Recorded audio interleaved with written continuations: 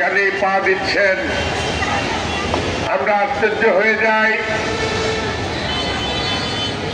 আমরা যে আমাদের হৃৎপিণ্ড পোর্টগুলো আমাদের আয়ের বিশাল উৎস, এই পোর্টগুলো আমাদের ব্যবসার বিশাল চলাচলের যে দেশ বিদেশে প্রেরণের যে মাধ্যম, সেই পোর্টগুলোকে ইউনূস সাহেব তার নিজের ইচ্ছা মতো আজকে সেখানে ইজারা দিয়ে দিচ্ছেন। আমরা মনে করি যে এটা আপনার দেওয়ার কোনো এখতিয়ার নাই। আপনি অন্তর্বর্তীকালে সরকার, আপনি জনগণের মৌলিক কিছু বিষয় নিয়ে কাজ করবেন। এর বাইরে জাতীয় কোনো বিষয় নিয়ে আপনি এই কাজ করতে পারেন না। এই কাজ করতে গেলে আমাদের দেশে একটি নির্বাচিত গণতান্ত্রিক সরকারের প্রয়োজন।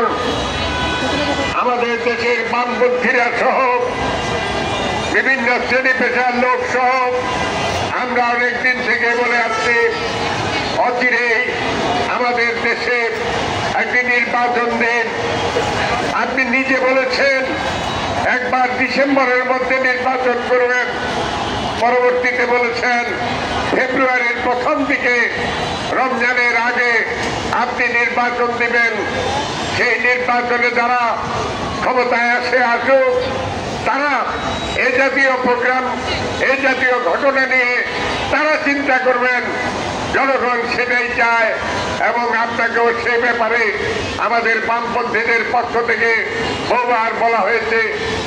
আমরা ইতিপূর্বে ঢাকা থেকে চট্টগ্রাম পর্যন্ত সেখানে আমরা লং মার্চ করেছি। লং মার্চ করে জানান দিয়েছি সারা বাংলাদেশে সকল থানা লেভেল পর্যন্ত, সারা জেলা পর্যন্ত, সর্বত্র এই ধরনের সিদ্ধান্তের বিরুদ্ধে আজকে পর্যন্ত বহুবার আপনাকে বলা হয়েছে। আপনি সেটা শুনেন নাই, আপনি শুনতে চান নাই। কিন্তু এতে বোঝা যায় আপনি কারো না কারো মিশন সাকসেসফুল করার জন্যই আপনি এ ধরনের পদক্ষেপ নিয়েছেন। এর বাইরে আমরা আর অন্য কিছু বুঝতে চাই না। আপনি ইচ্ছাকৃত